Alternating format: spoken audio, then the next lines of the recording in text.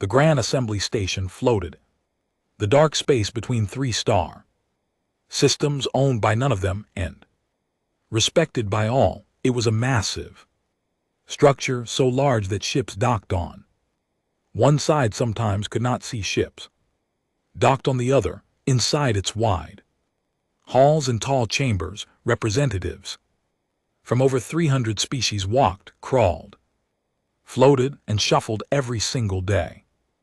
Some had eyes, some did not. Some breathed oxygen, some carried their own atmosphere in sealed suits, but all of them, without exception, knew the rule.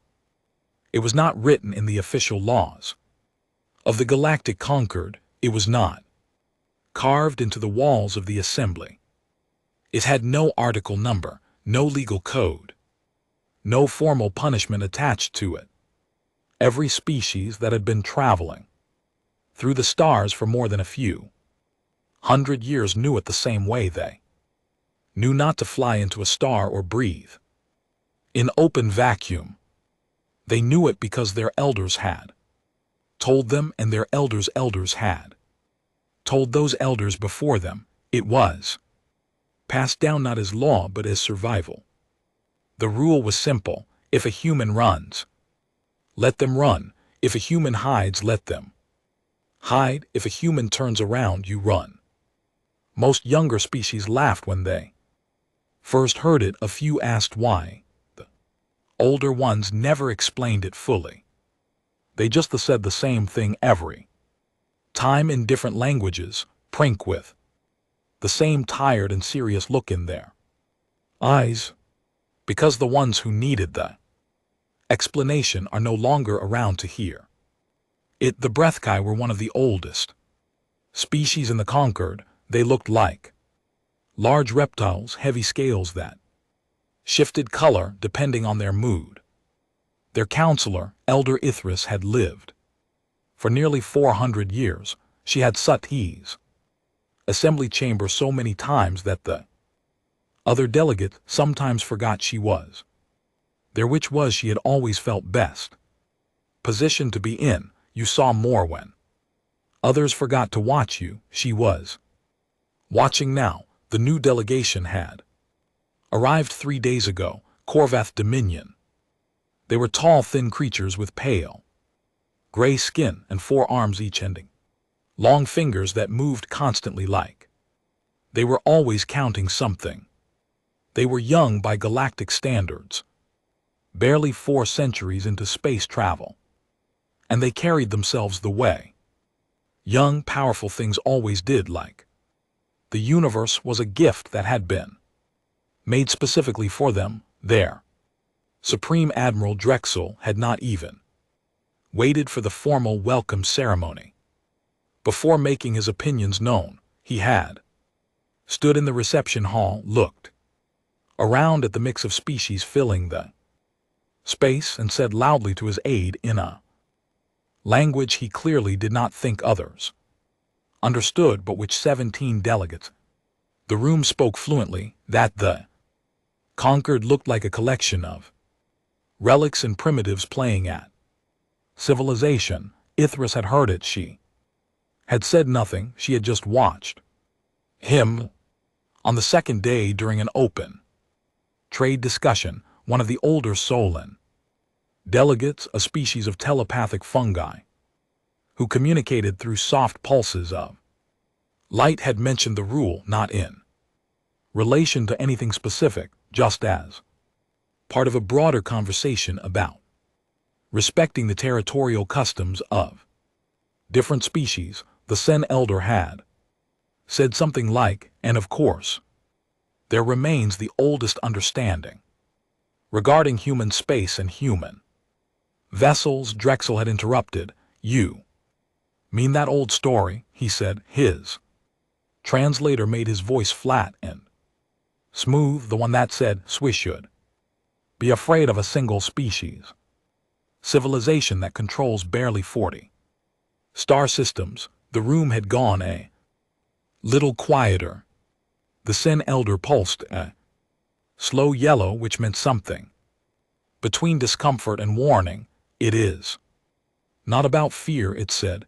It is about wisdom, wisdom, Drexel repeated, and the way he said it made it sound like an insult. My Dominion has fought and won wars against species twice our size. We have taken territory from civilizations with longer histories and stronger fleets, and you want me to walk carefully around humans because of a story your grandparents told you? No.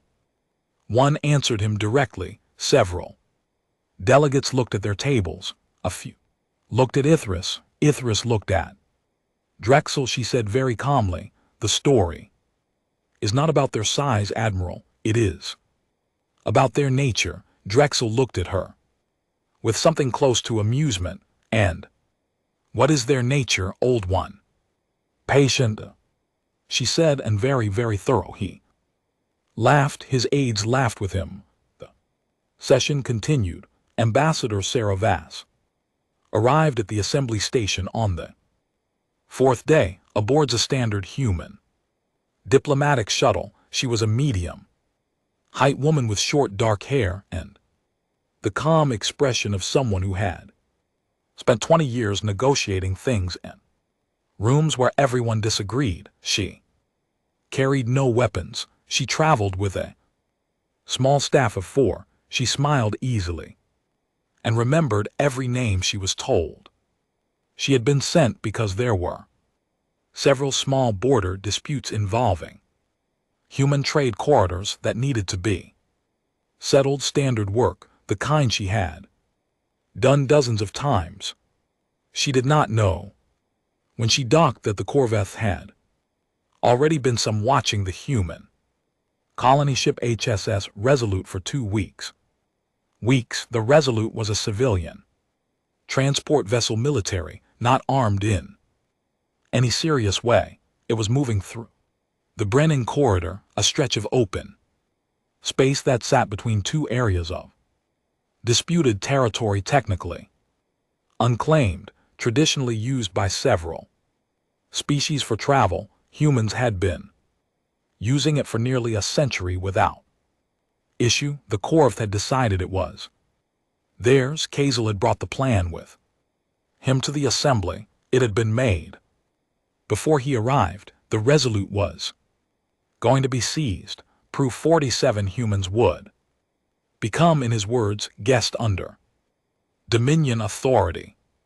With those guests in hand, he intended to walk into negotiations about trade route access and corridor rights, holding something valuable. He was not worried about the response. He had done the same thing to 2 other species in his rise to power.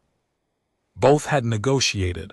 Both had given him what he wanted. He expected humans to do the same. On the morning of the 5th day, while Sarah was sitting in a planning meeting with 3 other ambassadors reviewing the border dispute documents, the corvette fleet moved. It was not a large fleet. Drexel had not brought a large fleet on purpose. He wanted this to look like a custom stop, not an invasion. 4 warships, well-armed, modern by corvette standards. They surrounded the Resolute in the Brennan Corridor while it was mid-transit, cut off its communications with a jamming field, and hailed it with a single message: power down, prepare to be boarded. Your crew will be treated with respect as long as there is cooperation. The Resolute's captain, a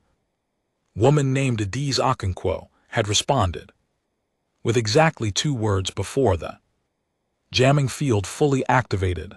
The corvette translator could not determine if it was a question or a statement. It flagged the phrase as culturally ambiguous and moved on. The boarding was completed in under an hour. 47 humans were secured. The Resolute was put under corvette crew control and moved toward Dominion holding station near the edge of their territory. The news reached the assembly station 6 hours later after a Conquered observation buoy in the corridor. Picked up the incident on passive sensors and sent its log to the central archive. It was flagged as a priority incident and delivered to all senior delegates simultaneously. The chamber, which had been loud with 3 different side conversations, went completely silent. It stayed silent for a long time. Elder Ithra stood up slowly. She looked across the room at the Corvath delegation. Drexel was already looking back at her, calm and satisfied.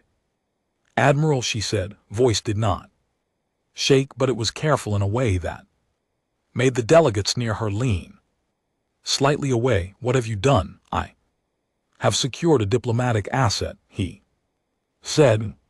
"We will be discussing corridor rights today, it seems, instead of next week." Around the room, delegates from a dozen species were pulling up information on their tablets, pulling up maps, pulling up records. A young Pelori delegate, a small blue-furred mammalian species barely 80 years into space travel, leaned toward its senior and whispered, "Is this serious? Humans only have 40 systems. What can they actually do?" Its senior, who had been in the Conquered for 60 years, a hand on the young one's arm, and said nothing, just looked straight ahead, walked across the chamber floor until she was standing directly in front of the Corvath table. She was shorter than Drexel. She looked up at him without any hurry. "I am going to tell you something," she said, "and I want you to hear it clearly." "Z will not say it again." He looked down at her with polite patience, the way a large animal watches something small. "You are not holding a hostage," she said. "You have just pulled the pin from a device that has been sitting still for 200 years. And you have done it in front of 300 witnesses who cannot help you. No one in this room will stand beside you when the answer comes, not because they hate you, but because they know what comes next, and they will not be anywhere near it." Drexel studied her for a moment, then he smiled. "You speak as if I should be afraid of a response that hasn't come." "No," Yethra said, "I speak as if you should be afraid of a response that is already happening, and you cannot see it yet." She walked back to her seat. Chamber remained quiet. Somewhere across the station, Ambassador Sarah Vass had closed her documents and was making a call home. Her voice when she spoke was steady. Her face was calm. She asked to be connected to General Command. The galaxy held its breath. The Corvette did not notice. The first thing most species did when someone took their people was make noise. They sent angry transmissions. They called emergency sessions. They moved fleets to visible positions along borders so that everyone with a long-range sensor could see them and understand that things were serious. They talked loudly and moved quickly and let the whole galaxy know they were upset. It was understandable. It was emotional. Against most opponents it worked well enough. Humanity did none of that. First official transmission from Human Command arrived 14 hours after the Resolute was seized. It was not broadcast on open channels. It was sent directly quietly to the Corvath Dominion's diplomatic address at the assembly station. It was short. It was polite. It had no raised voice in it, even though voices cannot be heard in text. It said, "We are aware of the situation involving the HSS Resolute. Its crew. We ask that all 47 crew members be returned unharmed and the vessel be released from Dominion custody immediately. We would prefer to resolve this through conversation. We are prepared for either outcome. We will not be sending further messages of this Kind, that was it. No deadline, no threat, no list of what would happen if they refused. The Corvette read it twice, then passed it around the delegation with something close to amusement.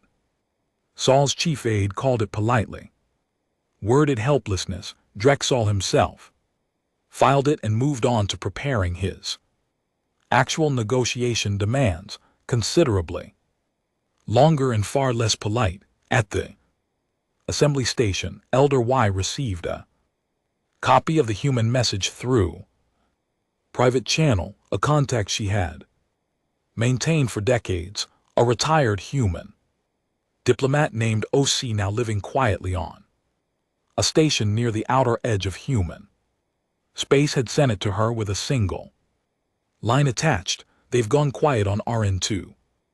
Ithris, that's when you should worry. She read that line 3 times, 40 light years away, in a room with no windows on a station with no name on any public chart. Director Uni Park was working. She was not a large or impressive looking person. She had short gray streaked hair and wore plain clothes and drank tea that had gone cold hours ago. Noticing she had been director of human space intelligence for 11 years, before that she had spent 20 years doing field work that was never officially recorded anywhere. She was not the kind of person who appeared in news reports or gave speeches. She was the kind of person who made sure that when something needed to happen, everything required for it to happen was already in place before anyone outside the room knew it was needed. People had been watching the Corvette for 8 months, not because anyone had told them to, specifically because the Corvette were new. They were aggressive, and they were moving in directions that made certain maps look uncomfortable. That was enough. Yuna's department watched things that made maps look uncomfortable. It was part of the job. So when the Resolute was taken, they were not starting from nothing. Within 6 hours of the incident, Yuna had on her desk the full structure of the Corvette military chain of command. Every admiral, every fleet commander, every regional authority. She had the location of every active shipyard in Dominion space, along with construction schedules, fuel dependency networks, and the estimated time it would take to each one without physically destroying. She had a map of Corvette communication relays, color-coded by how difficult each would be to access. She had in a separate file that she kept closed for now the names and home addresses of Drexel's immediate family. That file would stay closed. It was not that kind of operation. She called General Harlow. Mace at hour 7. Mace was a tall, quiet man who had the habit of listening to people fully before he said anything. He had been commanding the United Species Expeditionary Fleet for 6 years. That time he had 2 small conflicts and ended both of them faster than anyone expected. He did not do it by being louder or angrier than the opponent. He did it by knowing before a single shot was fired exactly where every piece needed to be. 47, he said when Yuna finished her briefing. 47, she confirmed. He was quiet for a moment. They're expecting us to come to the table. They are. We and LT, Unc, and GT, LL come to the table, he said, while we do everything else. Yuna nodded, even though they were on audio only. I've already started the everything else. General Command sent a team to brief Ambassador Voss privately in a secure room at the assembly station. She listened to everything. She asked 2 questions, then she nodded and went back out into the main hall with the same calm expression she always wore, and no one watching her would have known that anything had changed, but things had changed from that point. Every conversation she had with every delegate was slightly different. Obviously, not in a way that could be pointed to, but she began asking small questions, collecting small pieces of information, understanding which species in the conquered had what kind of relationship with the Korvath, who had debts with them, who had disputes with them, who was afraid of them, who was indifferent. She was not gathering this for herself, she was feeding it back home. People were building a picture of everything around the Korvath dominion. Not just the dominion itself, but the entire environment it sat in, the allies that might warn them, the trade partners that might restrict movement if asked, the neutral corridors that ran through or near their space. Humans did not just plan how to fight. They planned what the fight would look like from every direction, including directions the opponent had not thought to look. On the prison vessel, a large gray Korvath holding ship called the KDV-7. The 47 crew members of the Resolute had been placed in a secure section of the lower deck. The space was not comfortable, but it was not cruel. The Korvath were not trying to hurt them. They were trying to use them. Lieutenant Yor was sitting against the far wall, watching the door. He was 29 years old. He had joined the colonial transport service 3 years ago because he liked long routes and quiet travel. He was not a soldier. He had basic safety training, the kind every crew member on a civilian vessel received, and not much more. He was also, as the people around him were beginning to notice, extremely calm. "You should sleep," said Femi, the ship's engineer sitting beside him. "I'm looking at the door," Kale said. "I can see that. Why? It opens inward," he said. "The ventilation grate in the top corner covers a duct that's roughly 90 cm across. They change the guard every 4 hours, not 3, which means whoever designed the schedule is more focused on shift comfort than security. There's a vibration in the floor every 40 minutes. That's the secondary engine cycle, which means when it happens, any sound we make gets covered." He paused. "I'm figuring things out." Femi looked at him for a long moment. "You've been doing this the whole time, since the first hour?" He said. "I don't know when help is coming, but I know it's coming, so until it does, I'm going to know everything about this room that it's possible to know." He said it simply, without drama, not like a hero in a story says things, like a person who has decided on a reasonable course of action and is following it. That was in many ways a very human thing to do. Back at the assembly station, Drexel stood before a full session of the Galactic Concord and announced that the Resolute crew were guests of the Dominion under temporary protective custody, and that their release would be discussed in the context of a broader TED of coral rights and trade access. He said it with complete confidence. Around the room, the response was silence, not comfortable silences of people who agreed. The stiff, careful silence of people who were watching something happen that they could not stop and did not want to be standing too close to. Young Korvath, aide new to the delegation, leaned toward a senior colleague and whispered, "Why isn't anyone supporting us? We've made a strong move."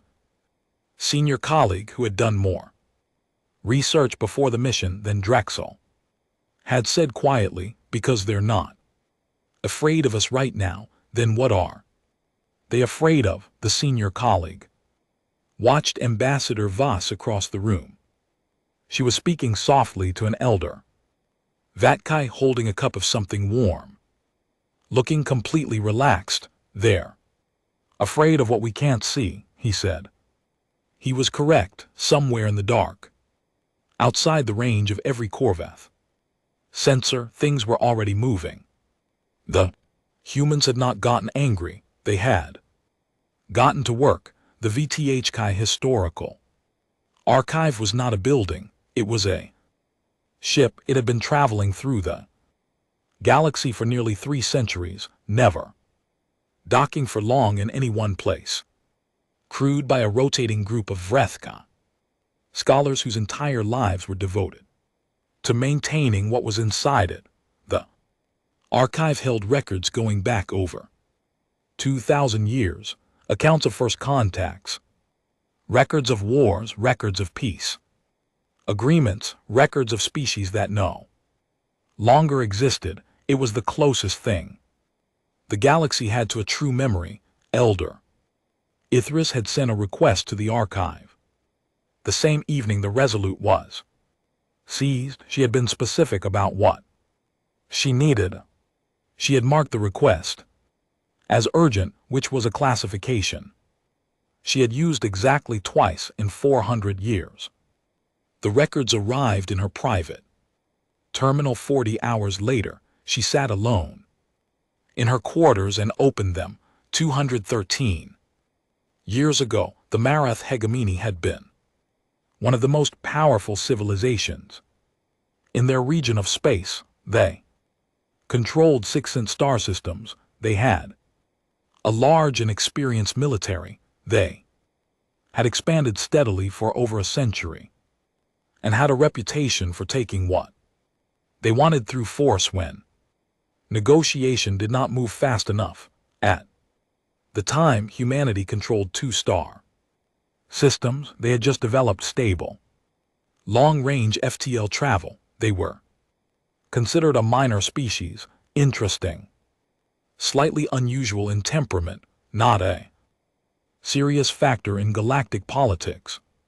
The Mirth had decided that a human research station sitting near a resource-rich asteroid belt was no particularly complicated reason. Theirs, they seized it on a Tuesday. 3 of the station's 8 crew members were killed in the boarding, either by accident or by soldiers who did not consider the distinction important. Humanity had sent a message within 24 hours. The archived record of that message was short. It said that the station was human territory, that the 3 deaths were noted, that the Marath were asked to withdraw. It was polite, it was precise. There was a phrase near the end that the Vreke Archavis had flagged as culturally significant but difficult to translate. The closest equivalent in Galactic Common was something like, "We will not ask again." The Marath had not responded. What followed was recorded in the archive as the quiet campaign, because silence was its defining feature. First 3 months nothing visible happened. Humanity sent delegates to a neutral station. Talks began. The talks went nowhere because the Murath had no reason to give anything back. Nothing was pressuring them. The human delegates were pleasant and patient and said the same things in slightly different ways. Every session, the Mirth negotiators reported home that humanity was stalling. They were not wrong. While the talks continued, other things were happening. Murath supply ships began to take slightly longer routes because certain corridors became unreliable. Equipment malfunctions, unexplained delays, sensor ghosts that turned out to be nothing but cost time. It was annoying. It was not alarming. Then 3 Murath listening posts along their outer border stopped transmitting with it. The same week, investigation teams were sent. Posts were found intact, equipment functioning, but every data record from the past month had been carefully wiped. No signs of forced entry, no debris. Nothing. It was alarming. The Murath High Command began recalling fleets. Closer to home, they reduced their forward positions. They started watching their own borders more carefully. This was, as the archive noted in dry, scholarly language, exactly what humanity wanted. With mirth attention pulled inward, human teams that had been moving through deep space for months, outside sensor range, using low emission travel profiles, were already positioned, not in obvious places, in the places between obvious places, the relay stations that connected Murath fleet, communications, the fuel processing platforms that most people forgot about because they had been running automatically for decades, the navigational beacon networks that Murath ships used without thinking about, the way you breathe without thinking about breathing. 6 months in, a Murath fleet that was sent to investigate unusual sensor activity in the outer system simply did not come back, not destroyed. There was no debris, no emergency signals. They were found 4 weeks later. Engines disabled, communications offline, sitting in a pocket of space that turned out to have been very carefully chosen to block their signals. Crews were alive and unharmed.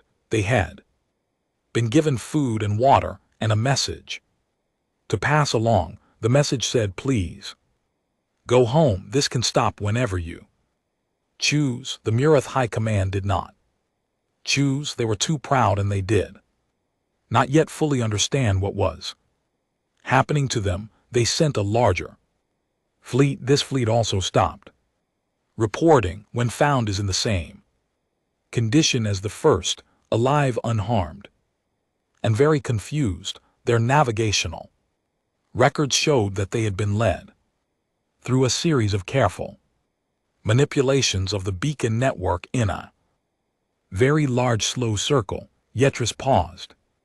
When she reached this part of the record, she read it twice, then she kept reading. The final stage of the quiet campaign began when humanity apparently decided that patience had run long enough. They did not announce this decision. The mirth found out through results. In a period of 11 weeks, every major shipyard in the Mirthman was captured, not destroyed, captured. Human Marines held them. The ships being built inside were not damaged. The workers were not harmed, but nothing was being completed. Nothing was being launched. The yards were simply stopped. At the same time, the 6 star systems of the hegemony found themselves cut off from each other, not by blockades. There were no human ships sitting visibly in the trade lanes. The connections just stopped working. Communication relays were offline. Supply ships got lost. FTL routes that had worked for decades produced emergence points dozens of light years from their destinations. The Murath High Command met in emergency session and discovered that they could not reach 3 of their 6 systems reliably by any means. They sued for peace on the 81st day. The terms humanity offered were straightforward: return of the research station, formal acknowledgement of the deaths, reparations to the families, withdrawal of Mirth forces from 2 contested border zones. Nothing more. Nothing that would destroy them. Nothing humiliating beyond what the situation itself had already provided. The Murath accepted in 4 hours.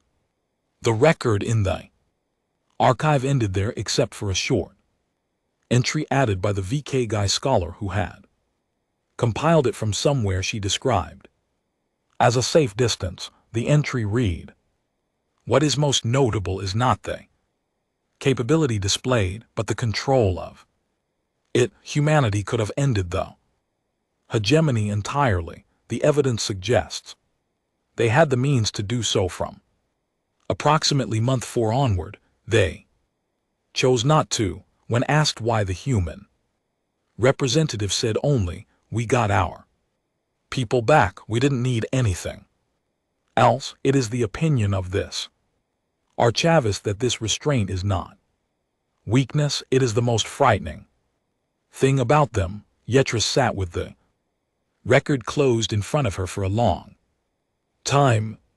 Then she stood up and called for an emergency session of the full galactic, or the chamber was full when she began. Every delegate was present. Even Drexel was there, seated at the Corvath table with his arms folded, watching her with the patient tolerance of someone who expected to be bored. Ithris did not speak from the main floor. She stood at the senior delegates' podium and without any introduction began broadcasting the archive records directly to every screen in the chamber. She let the records play. It took a long time. No one left, no one spoke. When the final entry from the Vreka archivist appeared on the screens, it is the opinion of this archivist that this restraint is not weakness, it is the most frightening thing about them. The chamber was so quiet that the ventilation system was the only sound. Ithris looked at Drexel. He was not smiling anymore. "I did not show you this to frighten you," she said. "Showed you this because you are about to make a decision, and I want you to make it with complete information." She paused. "You still have time. The humans have sent one message. They have not moved publicly. If you return the crew of the Resolute today, there is a path out of this that does not lead where the mirth went." Drexel was quiet for a moment.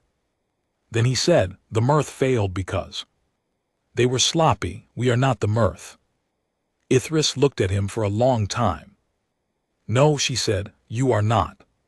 You are the Corvath who have been in space for 400 years, who have won wars and expanded borders and built a dominion you are very proud of." She picked up her notes from the podium, which she had not looked at once during the session. Murrath had been in space for 900 years. When this happened to them, she walked back to her seat. The chamber erupted into noise at the Corvath table. Drexel's senior aide leaned close to him and said very quietly, "Admiral, there is a new transmission from human command. It just arrived." Drexel took the small device handed to him and read the message. It was brief. It said, "The deadline we did not previously mention was yesterday." Drexel read it twice. He looked up at the screen where the archive record was still displayed. He looked at the date. The mirth had begun to lose control of their own systems. Then he looked at his aide and said with a very different tone than he had been using all week, "Get me a full sensor sweep of our border systems." The response came back in 11 minutes. Several sectors were not responding. Dominion had been in space for 400 years. They had just discovered that they had started something that had not actually started yet. It had been going on for weeks. They simply had not been able to see it outside the range of every Corvath long-range scanner. In the dark between stars and the places between obvious places, things were moving. They had been moving for a long time. The first thing to go dark was the fuel station at Corvath 9. It did not explode. It did not send a distress call. Crew did not report any incident. The station simply stopped transmitting. The way a candle stops giving light when someone cups a hand around the flame. One moment it was there on the Corvath sensor network, the next moment it was not. The fleet commander in that sector sent 2 ships to investigate. Those ships also stopped reporting 40 minutes after they entered the stations. vicinity, the commander sent a third ship with a priority beacon, the kind that broadcasted on multiple frequencies, simultaneously, possible to jam under normal circumstances. It reported back, once briefly, saying the station appeared intact and the investigation crews were alive before going quiet. Itself, the commander sat in his chair for a long time staring at his sensor display.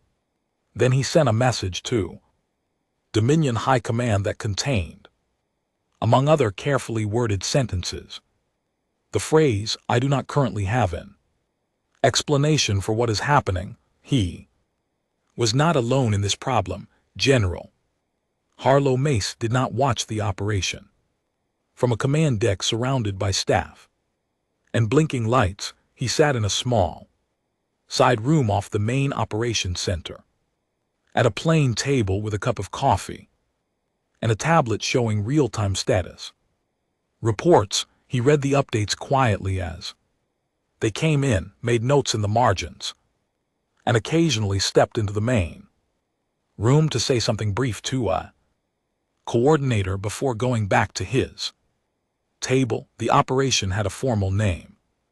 In the mission documents, the people running it had stopped using the formal name about 2 weeks in.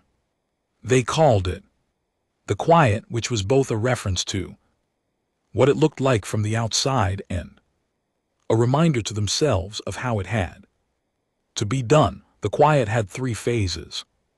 The first phase was the preparation phase, which had been running for months before the Resolute was even taken. Not preparation for this specific eyes, preparation for the general possibility of needing an operation. Uni Parks people had been doing what they always did, mapping things, charting things, finding out how things worked and where the important pieces were. When the Resolute was seized, the first phase was already complete. The second phase was positioning human assets, small ships, 2 or 3 crew each, running minimal emissions, had been moving into place for 3 weeks before the Corvath even received the polite message asking for the return of crew. They were not inside Corvath territory yet.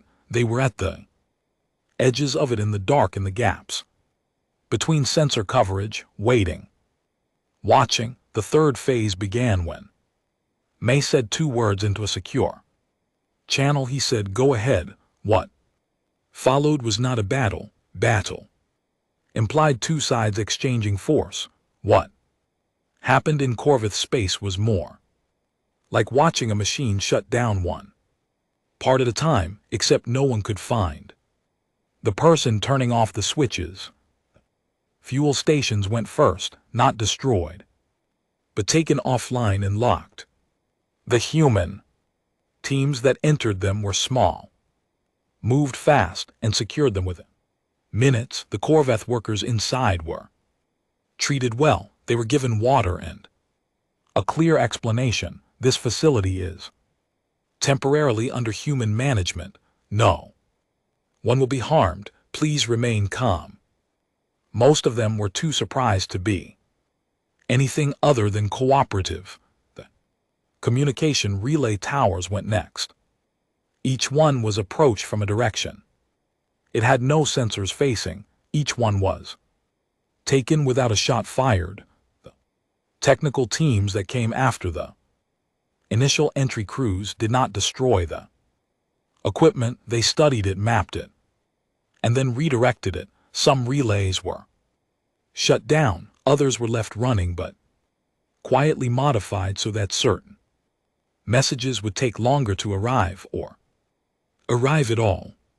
Corvath fleet commanders began discovering that when they sent orders to their ships, the responses were delayed, or the ships received the orders slightly differently than they were sent. The navigational data that should have told a fleet where to go put them somewhere else. Nothing dramatic, just enough to make every movement slow, uncertain in Clear's throat.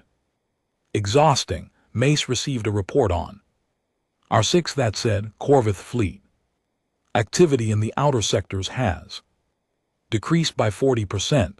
We assess they are confused and pulling back to reorganize. He nodded and wrote one word in the margin of the report. Good. On the prison vessel KDV-7, Lieutenant Cale Rohr had been collecting information. For weeks, he knew the guard rotation schedule by heart.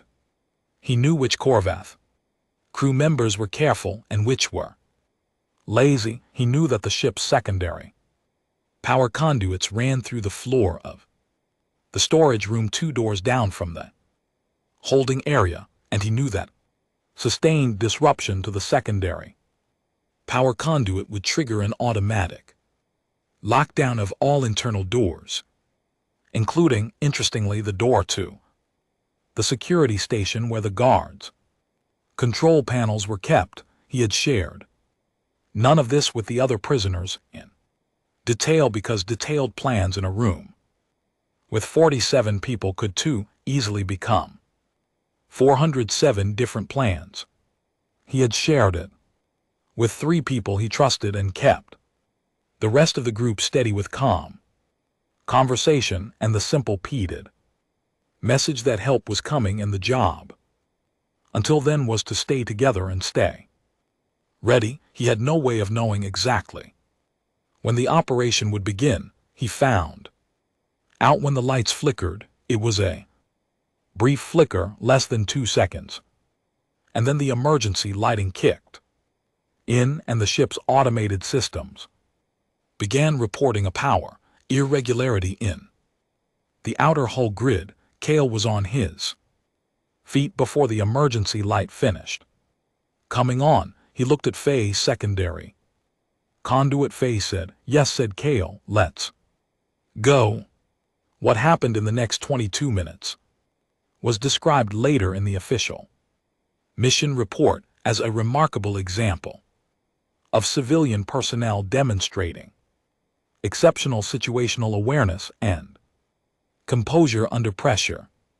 What it looked like in practice was 47 people who had spent weeks paying attention, moving very quickly in a direction they had thought about a great deal, while the Corveth crew was dealing with a power irregularity alert, navigation system anomaly, and the sudden discovery that their communication channels were producing strange echoes. Cale and 4 others reached the engine room through maintenance corridor that the guards had not thought to watch because it was in theory not wide enough for a person to move through comfortably. It was not comfortable. They moved through it anyway. Inside the engine room, Cale did what he had spent weeks planning. He did not destroy anything. He locked the engine into a maintenance hold, a legitimate function built into the system for exactly that purpose, and changed the access code to something only he knew. The ship drifted. Its drives were not damaged. It was simply not going anywhere. Then he found the ship's emergency broadcast system, older, simpler, running on a separate power line that was not connected to any of the systems the Corvth were currently trying to fix, and sent a signal on the frequency his training had taught him. Every human military asset monitored at all times. The signal was simple: a location ping and a single phrase, "Still here, come get us." He followed it with a short open channel broadcast directed at the Corvith crew, which said, "Prison vessel KDV-7 is under new management. We'd like our shuttle back, please." Admiral Drexel received 7 crisis reports in the same hour. He stood in his command center at the assembly station, reading them one by one, and for the first time since he had arrived in the Concord, he said nothing. His Aides were talking, his communication.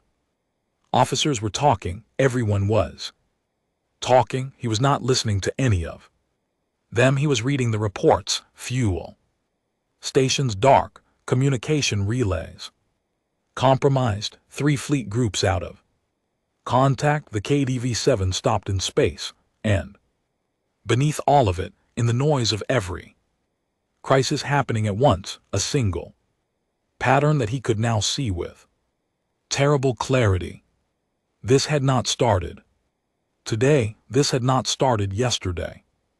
This had started before the Resolute was ever seized, before he had made his decision, before he had walked into the Grand Assembly and decided the old rule was a story told by cowards. He had been inside a plan he did not know about. Before he began, he opened a channel to General Mace. Mace answered. He looked the way he always looked, calm, unremarkable, like a man who was thinking about what to have for dinner. How Drexel said. Mace looked at him. You took our people, Admiral. We didn't get angry, we got to work. There's a difference. Drexel stared at him. You still have leverage, the crew of the Resolute. No, Mace said, you don't. Drexel's communication officer put a hand on his arm. He turned. On the main screen, a sensor reading from KDV-7's last known position showed the ship drifting in place, and nearby, close, very close, closer than they should have been able to get without being detected, were 3 small human vessels already matched in velocity to the prison ship, already beginning docking procedures. May spoke again quietly. All 47 of our people will be home by morning, he said. Like to discuss what happens next. Drexel looked at the screen for a long time, then very slowly he sat down. Korvath Dominion had been in space for 400 years. They had just learned something that no number of years in space could teach you until the moment. It was already too late to matter. The rule was not a story. The rule was a warning, and they had not listened. The 47 crew members of the HSS Resolute came home on a Thursday. There was no ceremony planned for it. No one had organized a crowd or arranged for speeches or set up cameras to record the moment. The transport ships that brought them back docked quietly at Callista Station on the edge of human space in the early hours of the morning, when the station was mostly empty. Medical teams were there, a few family members who had been quietly notified, some food warm and plain set out in the arrival bay. Cale Rohr walked off the ship carrying nothing but the clothes he had been wearing since the day the Resolute was seized. He had lost some weight. He had not slept well in weeks. He shook hands with the station commander, accepted a cup of soup from a medic, and sat down against the wall of the arrival bay. Because his legs were tired, his mother found him there 20 minutes later. He did not say very much, neither did she. She sat next to him against the wall, and they stayed that way for a while, and that was enough. At the assembly station, 3 days after the last crew member was recovered, the Galactic Concord convened a full formal session to address what everyone was already calling the Resolute Incident, which was a very calm name for something that had shaken the entire galaxy. The Korvath delegation was present. Saul was not among them. He had been recalled to the Dominion capital was a diplomatic way of saying that his superiors had decided his presence at the assembly was no longer useful and had other meanings besides. His replacement was a quiet older diplomat named Veloth, who had a reputation for saying little and listening carefully. The human delegation was led by Ambassador Sarah Voss. She stood at the main floor fine chamber and looked out at 300 species watching her, and she spoke the way she always spoke, clearly, without drama, in a voice that carried without being raised. "We are not here to ask for anything beyond what has already been agreed," she said. "The crew of the Resolute is home. Roth Dominion has acknowledged the seizure was unlawful. The reparations have been recorded. The families of those who were harmed have been notified, and arrangements are being made." She paused. "As far as we are concerned, this matter is settled." The chamber was quiet. A young delegate from the Pelori species, the small blue-furred ones, barely 80 years into space travel, raised a tentative hand. "Ambassador, with respect, you had them. The Dominion was their systems were compromised. Their fleets were grounded. You could have taken territory. You could have demanded much more." Voss looked at the young delegate. She did not look impatient with the question. She looked like someone who had expected it. "Yes," she said simply. "Then why didn't you?" She was quiet for a moment. "Because we got our people back. That was the reason we did any of this. The goal was 47 people coming home safely. That goal is met." She looked around the chamber. "We don't fight wars to take things. We fight them to protect things. When the thing you're protecting is safe, you stop." The Pelori delegate sat back in its seat and seemed to be processing this. At the back of the chamber, Elder Ithris of the Vrethkai was watching. Scales had settled into a deep, steady blue, the color that in Vrethkai meant something like satisfaction or recognition, or the feeling of having known how a story would end long before it did. It was Ithris who formally put the motion forward. She rose from her seat and walked to the floor slowly, with the unhurried movement of someone who had done this many times and had no reason to rush. "This chamber has a rule," she said. "It is the oldest rule in this galaxy. It has been passed down through every species old enough to have encountered humanity, not in law books or formal agreements. In the way important truths are always passed through memory, through warning, through the words of elders to the young." She looked around the room. "The Corveth Dominion violated that rule, and in doing so they gave us something valuable, even if they did not intend to." Veloth, the new Corveth ambassador, watched her without expression. "They reminded us why the rule exists," Yetris continued. "Not because humans are cruel, not because they are angry or hungry for power.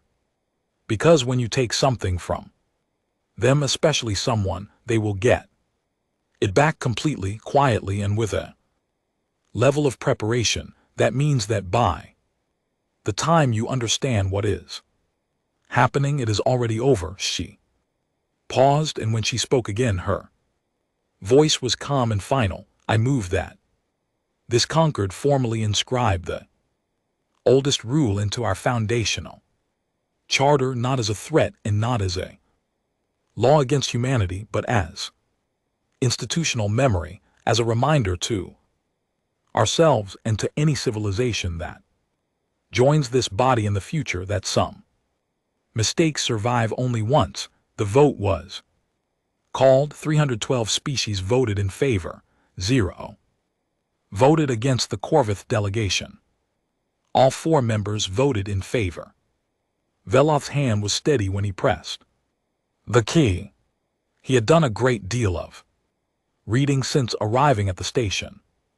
He understood now why the older species had looked the way they did when Drexel first laughed at the rule. He made a private note himself to send those reading materials to the Dominions full High Council when he returned home, with a very clear cover letter after the session ended. The chamber slowly emptied. Delegates gathered in small groups in the corridors outside, talking in low voices about what came next, what this meant for galactic politics, what kind of precedent had been set. The noise of 300 species in conversation filled the wide hallways of the station. Yetris was making her way toward the exit when she heard footsteps behind her, lighter than VTH Kai's steps. With a different rhythm, she stopped and turned. It was a young Korvath, one of Velsoth's junior aides, barely more than a diplomat in training. His gray skin was paler than usual, which in Korvath meant something close to discomfort or unease. "Counselor," he said, "may I ask you something?" "You may," she said. "Why didn't they destroy us?" he said. He asked it simply, without any performance behind it. He genuinely wanted to know. They had everything in place. Their general had our systems. Our fleets were grounded. The archive showed what they did to the Murath. We were completely exposed. He stopped. Why did they stop? Ithris looked at him for a long time. Down the corridor she could see Ambassador Voss standing with two of her staff, laughing at something. One of them had said, a real laugh, unguarded, the kind that came from genuine amusement. She was holding a cup of something warm, completely relaxed, already looking ahead to whatever came next. There was nothing in her posture that said, "I just dismantled a Dominion's defense network." Nothing that said, "I watched 40 of my people get taken and spent 3 weeks making sure it could never happen again." She just looked like a person at the end of a long day who was glad for the company of people she liked. Ithris turned back to the young Korvath. "Because that is not what makes humans dangerous," she said. "What makes them dangerous is that they had every reason and every ability to destroy you." She let that sit for a moment, and they chose not to deliberately, completely, without hesitation. She tilted her head slightly. "Do you understand the difference?" He was quiet. She could see him working through it. "If they had destroyed us," he said slowly, "it would have been power, but choosing not to." He stopped. "Is control," Ithris said, "and control, young one, is infinitely more frightening than power anyone can have.